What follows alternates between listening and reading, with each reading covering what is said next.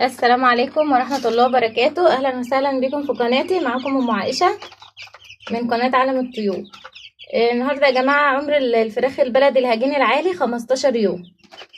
شايفين شكلها بعد 15 يوم ما شاء الله. أنا مصوراها معاكم من أول ما جبتها، والفيديوهات هتلاقوها على القناة، ادخلوا شوفوها. طبعا يا جماعة الريش بدأ يظهر، شايفين ما شاء الله اللهم بارك. فهنحط لهم بس الاملاح المعدنيه دي، اللي هو ده الكيس ده بيجي من عند البيطري. بنحط لهم بس شويه على العلف علشان نساعدهم في طلوع الريش. شايفين ما شاء الله.